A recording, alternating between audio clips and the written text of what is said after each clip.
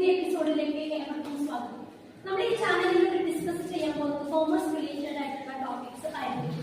ഇന്ന് നമ്മൾ ഡീറ്റെയിൽ ആയിട്ട് നോക്കാൻ പോകുന്നത് ബിസിനസ് സർവീസിലെ ഏറ്റവും ഇമ്പോർട്ടന്റ് ആയിട്ടുള്ള ഒരു സർവീസിനെ പറ്റിയാണ്. ബാങ്കിനെ കുറിച്ചിട്ടാണ് നമ്മൾ പഠിക്കാൻ പോകുന്നത്. ബാങ്കുമായി ബന്ധപ്പെട്ടിട്ടുള്ള എല്ലാ ഇൻഫോർമേഷൻസും നമ്മൾ ഈ ക്ലാസ്സിലൂടെ കവർ ചെയ്യുന്നതായിരിക്കും. ആദ്യം നമുക്ക് ബാങ്ക് എന്താണെന്ന് നോക്കാം. So, bank എന്ന് പറയുന്നത് ഒരു ഫിനാൻഷ്യൽ ഇൻസ്റ്റിറ്റ്യൂഷൻ ആണ്. It's a financial institution which accepts money on deposits, repayable on demand, and also accepts or earns margin of profit by lending money. So, bank എന്ന് പറഞ്ഞ bank എന്ന് പറയുന്നത് ഒരു ഫിനാൻഷ്യൽ ഇൻസ്റ്റിറ്റ്യൂഷൻ ആണ്. ഇത് മണിയുമായി ഡീൽ ചെയ്യുന്ന ഒരു ഇൻസ്റ്റിറ്റ്യൂഷൻ ആയതുകൊണ്ട് തന്നെയാണ് ഇത് ഫിനാൻഷ്യൽ ഇൻസ്റ്റിറ്റ്യൂഷൻ എന്ന് വിശേഷിപ്പിക്കുന്നത്. ഇവിടെ ഒരുപാട് തരത്തിലുള്ള ഫംഗ്ഷൻസ് അല്ലെങ്കിൽ ആക്ടിവിറ്റി നടക്കുന്നുണ്ട്. മെയിൻ ആയിട്ട് നടക്കുന്ന രണ്ട് തരത്തിലുള്ള ആക്ടിവിറ്റിയാണ്. That is accepting the deposits. പബ്ലിക്കിൽ നിന്ന്, ജനറൽ പബ്ലിക്കിൽ നിന്ന് അല്ലെങ്കിൽ കസ്റ്റമറിൽ നിന്ന് ബാങ്ക് എന്ത് ചെയ്യും? ഡെപ്പോസിറ്റ്സ് ആക്സെപ്റ്റ് ചെയ്യും. ഈ ആക്സെപ്റ്റ് ചെയ്ത ഡെപ്പോസിറ്റ്സ് ആയിരിക്കും അവരെ ലോൺ രൂപത്തിൽ, അഡ്വാൻസ് രൂപത്തിൽ ആവശ്യമുള്ള needy പീപ്പിളിന് they will lend the loans and advances to the needy people. നമ്മുടെ ബേസിക് ആയിട്ടുള്ള ഒരു കാര്യം പറഞ്ഞു. ഇനി ബാങ്കുമായി റിലേറ്റഡ് ആയിട്ടുള്ള മറ്റു കാര്യങ്ങളാണ് നമ്മൾ ഡിസ്കസ് ചെയ്യാൻ പോകുന്നത്. ബാങ്ക് ഒരുപാട് തരത്തിൽ ക്ലാസിഫൈ ചെയ്തിട്ടുണ്ട്. അതില് മെയിൻ ആയിട്ടുള്ള 4 ടൈപ്സ് ആയിരിക്കും നമ്മളിവിടെ ഡിസ്കസ് ചെയ്യാൻ പോകുന്നുണ്ടാവും. So types of banks that is mainly classified into 4: commercial bank, cooperative bank, specialised bank and central bank. So എന്താണ് കൊമേഴ്ഷ്യൽ ബാങ്ക്, എന്താണ് കോഓപ്പറേറ്റീവ് ബാങ്ക്, എന്താണ് സ്പെഷ്യലൈസ്ഡ് ബാങ്ക്, അതുപോലെ എന്താണ് സെൻട്രൽ ബാങ്ക്, അത് നമുക്ക് ഡീറ്റെയിൽ ആയിട്ട് നോക്കാം. സോ ഫസ്റ്റ് നമ്മൾ ഡിസ്കസ് ചെയ്യാൻ പോകുന്നത് കൊമേഴ്ഷ്യൽ ബാങ്കുമായി ബന്ധപ്പെട്ടിട്ടുള്ള ഡീറ്റെയിൽസ് ആണ്. ഇവിടെ ഒരുപാട് ലോഗോസ്, ഒരുപാട് ബാങ്ക്, അതിൽ പ്രൈവറ്റ് ഉണ്ട്, പബ്ലിക് ഉണ്ട്, അതുപോലെ തന്നെ കൊമേഴ്ഷ്യൽ ബാങ്കും സ്പെഷ്യലൈസ്ഡ് ബാങ്കിന്റെ ഒരുപാട് തരത്തിലുള്ള ലോഗോസ് ഇവിടെ കാണിച്ചിട്ടുണ്ട്. നമുക്ക് നെക്സ്റ്റ് commercial bank ന്റെ meaning എന്താണെന്ന് നോക്കാം. So commercial bank are institution dealing in money. These are governed by Indian Banking Regulation Act 1949. 1949 ൽ എസ്റ്റാബ്ലിഷ് ചെയ്ത ബാങ്കിംഗ് റെഗുലേഷൻ ആക്ട് പ്രകാരമാണ് കൊമേഴ്ഷ്യൽ ബാങ്ക് എസ്റ്റാബ്ലിഷ് അല്ലെങ്കിൽ ഇൻട്രൊഡ്യൂസ് ചെയ്തിട്ടുള്ളത്. കൊമേഴ്ഷ്യൽ ബാങ്ക് എല്ലാ ബാങ്കുകളെ പോലെ തന്നെ ആക്സെപ്റ്റ് ചെയ്യും, ഡെപ്പോസിറ്റ് ആക്സെപ്റ്റ് ചെയ്യും, അതേപോലെ ലോൺ ആൻഡ് അഡ്വാൻസസ് ലെൻഡ് ചെയ്യുന്ന ആക്ടിവിറ്റി തന്നെയാണ് അവർ മെയിൻ ആയിട്ട് ചെയ്യുന്നത്. അതിനോടൊപ്പം ഇതൊരു പ്രോഫിറ്റ് മോട്ടീവ്, എല്ലാ കൊമേഴ്ഷ്യൽ ബാങ്കും പ്രോഫിറ്റ് ഇന്റൻഷൻ കൂടിയാണ്. അവർ ഇങ്ങനത്തെ തരത്തിലുള്ള എല്ലാ ആക്ടിവിറ്റിയിലൂടെ പ്രോഫിറ്റ് ഏൺ ചെയ്യാനുള്ള ഒരു കാര്യം കൂടി അവർ മുന്നിലോട്ട് വെക്കുന്നുണ്ട്. സോ നമുക്ക് കൊമേഴ്ഷ്യൽ ബാങ്ക് മെയിൻ ആയിട്ട് രണ്ടായിട്ട് തരംതിരിച്ചിട്ടുണ്ട്: പ്രൈവറ്റ് സെക്ടർ ബാങ്കും അതുപോലെ പബ്ലിക് സെക്ടർ ബാങ്കും. നമ്മള് പ്രൈവറ്റ് സെക്ടർ ബാങ്കും പബ്ലിക് സെക്ടർ ബാങ്കും എന്താണെന്ന് നോക്കാം. First public sector banks. So public sector banks are those in which the government has a major stake and they usually need to emphasize on social objective than on profitability. So ഇവിടെ public sector banks ഇവിടെ ഏറ്റവും കൂടുതൽ share subscribe ചെയ്തിരിക്കുന്നത് government ആണ്. ഗവൺമെന്റിനാണ് ഏറ്റവും കൂടുതൽ hold public sector ബാങ്കിൽ ഉള്ളത്. അതുകൊണ്ട് തന്നെ ഇത് പ്രോഫിറ്റിനല്ല ഏറ്റവും കൂടുതൽ ഇമ്പോർട്ടൻസ് കൊടുക്കുന്നത്. rather than profit it gives more importance to the social objectives. So ഈ പബ്ലിക് സെക്ടർ ബാങ്കിന് ഒരുപാട് എക്സാമ്പിൾസ് ഉണ്ട്. അതിൽ വരുന്നവയൊക്കെയാണ് നമ്മൾ നെക്സ്റ്റ് നോക്കാൻ പോകുന്നത്. So there are number of public sector banks like SBI, so State Bank of India, Punjab National Bank, Indian Overseas Bank ഒക്കെ public sector ബാങ്കിലെ എക്സാമ്പിൾ ആണ്. നെക്സ്റ്റ് നമുക്ക് പ്രൈവറ്റ് സെക്ടർ ബാങ്ക്സ് എന്താണെന്ന് നോക്കാം. Private sector banks are owned and managed and controlled by private promoters and are free to operate as per market forces. So private sector banks own ചെയ്യുന്നത് individuals ആണ്, അല്ലെങ്കിൽ private promoters ആണ്. മാർക്കറ്റിൽ ഉണ്ടാകുന്ന എന്തെങ്കിലും ബയാസോ അല്ലെങ്കിൽ ബാരിയേഴ്സ് ഒന്നും ഇതിനെ കൂടുതലായിട്ട് എഫക്ട് ചെയ്യുന്നില്ല. കാരണം ഇത് ഓൺ ചെയ്യുന്നതും കൺട്രോൾ ചെയ്യുന്നതും മാനേജ് ചെയ്യുന്നതും individual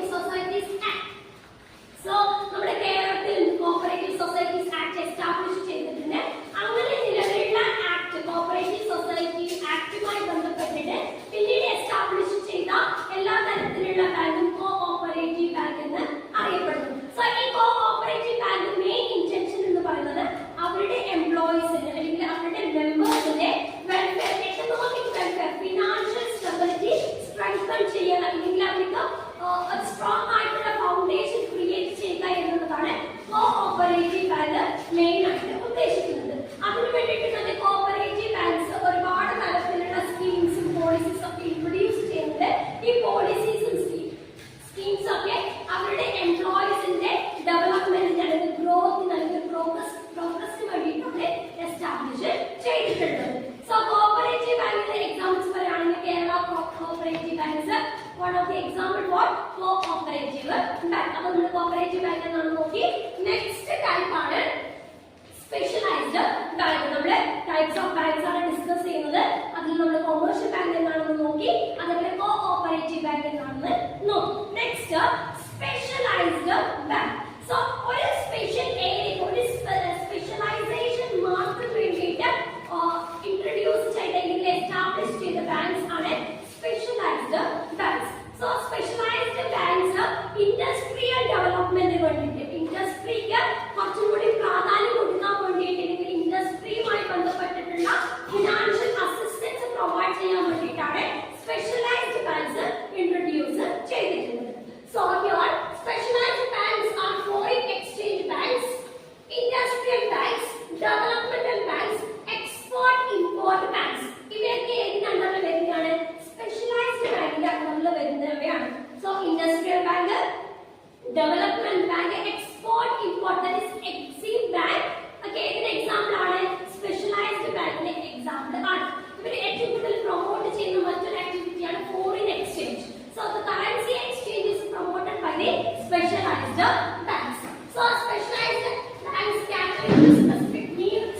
These unique activities, these banks provide financial aid to industries. Industries ന് financial support അല്ലെങ്കിൽ financial aid provide ചെയ്യുക. അതുപോലെ ഹെവി ആയിട്ടുള്ള ടർക്കി പ്രോജക്ട്സ് ഏറ്റെടുക്കാൻ വേണ്ടിയിട്ട്, അതേപോലെ ഫോറിൻ ട്രേഡിന് വേണ്ടിയിട്ടാണ് സ്പെഷ്യലൈസ്ഡ് ബാങ്ക്സ് ഏറ്റവും കൂടുതൽ ഫിനാൻഷ്യൽ അസിസ്റ്റൻസ് അല്ലെങ്കിൽ ഫിനാൻഷ്യൽ എയ്ഡ് പ്രൊവൈഡ് ചെയ്ത് കൊടുക്കുന്നത്. അപ്പോൾ നമ്മൾ സ്പെഷ്യലൈസ്ഡ് ബാങ്ക്സ് എന്താണെന്ന് കൂടി ഡിസ്കസ് ചെയ്യും.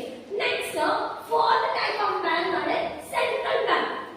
നമ്മൾ ഇപ്പം പേരിൽ തന്നെ സെൻട്രൽ, എല്ലാ ബാങ്കിനെയും സെൻട്രലിനെ കൺട്രോൾ ചെയ്യാൻ വേണ്ടിയിട്ട് ഇൻട്രൊഡ്യൂസ് ചെയ്ത ബാങ്കാണ് സെൻട്രൽ ബാങ്ക്. എല്ലാ കൺട്രിയിലും എന്തുണ്ടാവും? ഒരു സെൻട്രൽ ബാങ്ക് ഉണ്ടാവും. നമ്മുടെ കൺട്രിയുടെ സെൻട്രൽ ബാങ്ക് RBI ആണ്, റിസർവ് ബാങ്ക് ഓഫ് ഇന്ത്യ.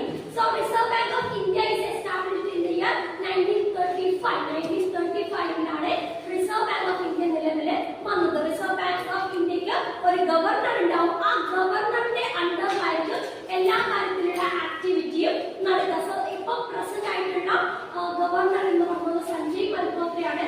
അദ്ദേഹമായിരിക്കും ഈ RBIയുടെ പ്രസന്റിലുള്ള എല്ലാ ആക്ടിവിറ്റീസ് കൺട്രോൾ ചെയ്യുന്നതും മാനേജ് ചെയ്യുന്നതും ഡയറക്ട് ചെയ്യുന്നതും അദ്ദേഹമായിരിക്കും. അപ്പൊ എന്താണ് central bank? See, Central Bank of any country supervises, control and regulates the activities of all the commercial banks of that country. ഒരു കൺട്രിയുടെ എല്ലാ കൊമേഴ്ഷ്യൽ ബാങ്കിന്റെ എല്ലാ ആക്ടിവിറ്റീസ് കൺട്രോൾ ചെയ്യുന്നതും റെഗുലേറ്റ് ചെയ്യുന്നതും സൂപ്പർവൈസ് ചെയ്യുന്നതും സെൻട്രൽ ബാങ്ക് RBI ആണ്. So it also acts as a government bank. ഈ സെൻട്രൽ ബാങ്ക് എന്ന് പറയുന്നത് ഗവൺമെന്റിന്റെ ബാങ്കാണ്. ഗവൺമെന്റിന്റെ അണ്ടറാണ്, ഗവൺമെന്റ് എസ്റ്റാബ്ലിഷ് ചെയ്ത ബാങ്ക് ആയതുകൊണ്ട് തന്നെ ഗവൺമെന്റിന് വേണ്ടിയിട്ട് എല്ലാ കാര്യങ്ങളും ചെയ്തു കൊടുക്കുന്ന ഒരു ബാങ്കാണ് RBI അല്ലെങ്കിൽ സെൻട്രൽ ബാങ്ക് എന്ന് അറിയപ്പെടുന്നത്. ഇവരെ മറ്റൊരു തരത്തിൽ നമുക്ക് വിശേഷിപ്പിക്കാം lender of last resort. So എല്ലാ കൊമേഴ്ഷ്യൽ ബാങ്കിങ്ങിലും ഫിനാൻഷ്യൽ ക്രൈസിസ് വരുമ്പോൾ ഫൈനലായിട്ട് അപ്രോച്ച് ചെയ്യാൻ പറ്റുന്ന ബാങ്ക് ആണ് RBI എന്ന് പറയുന്ന central bank. So and coordinate currency and credit policies of any country. ഒരു കൺട്രിയുടെ എല്ലാ credit policies, monetary policies regulate ചെയ്യുന്നത് സെൻട്രൽ ബാങ്ക് തന്നെ ആണ്. So the Reserve bank of India is the central bank of our country. നേരത്തെ പറഞ്ഞ പോലെ നമ്മുടെ കൺട്രിയുടെ സെൻട്രൽ ബാങ്ക് എന്ന് പറയുന്നത് RBI, reserve bank of India ആണ്. സോ കറൻസി ഇൻട്രൊഡ്യൂസ് ചെയ്യാനും കറൻസി പ്രിന്റ് ചെയ്യാനുള്ള റൈറ്റ് ഉള്ളത് RBIക്ക് ആണ്. സോ RBIക്ക് ഇത്തരത്തിലുള്ള ഒരു കൺട്രിയുടെ ഫിനാൻഷ്യൽ പരമായിട്ടുള്ള എല്ലാ കാര്യങ്ങളും മുന്നോട്ട് കൊണ്ടുപോകുന്നതും എല്ലാ കൊമേഴ്ഷ്യൽ ബാങ്കിനെ കൺട്രോൾ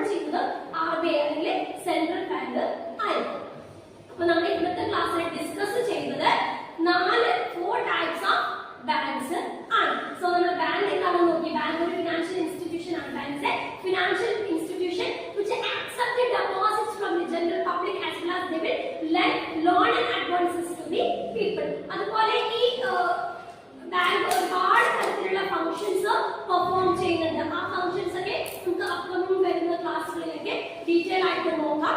സോ ഇവിടെ ബാങ്കിന്റെ കാര്യത്തിൽ നമ്മൾ ബാങ്ക് 4 ആയിട്ട് ക്ലാസിഫൈ ചെയ്തിട്ടുണ്ടെന്ന് പറഞ്ഞു. ഏതൊക്കെയാണ്? നമ്മുടെ കൊമേഴ്ഷ്യൽ ബാങ്ക് എന്താണെന്ന് നോക്കി, അതുപോലെ നമ്മുടെ കോഓപ്പറേറ്റീവ് ബാങ്ക്, സ്പെഷ്യലൈസ്ഡ് ബാങ്ക്, അവസാനമായിട്ട് സെൻട്രൽ ബാങ്ക് നമ്മുടെ RBI എന്താണെന്ന് കൂടി നോക്കി. സോ കൊമേഴ്ഷ്യൽ ബാങ്കിലെ 2 ക്ലാസിഫിക്കേഷൻ ഉണ്ടെന്ന് പറഞ്ഞോളെ, അത് private sector bank, public sector ബാങ്കും ആണ്. എല്ലാത്തിനും എക്സാമ്പിൾസ് നമ്മൾ ക്ലിയർ ആയിട്ട് ഡിസ്കസ് ചെയ്തിട്ടുണ്ട്. നിങ്ങൾക്ക് എന്തെങ്കിലും ഈ എടുത്ത ടോപ്പിക്കിൽ നിന്ന് എന്തെങ്കിലും കൂടുതലായിട്ട് അറിയണമെങ്കിൽ എന്തെങ്കിലും കാര്യത്തിൽ ഡൗട്ട് ഉണ്ടെന്നുണ്ടെങ്കിൽ നിങ്ങൾ കമന്റ് ചെയ്യുക.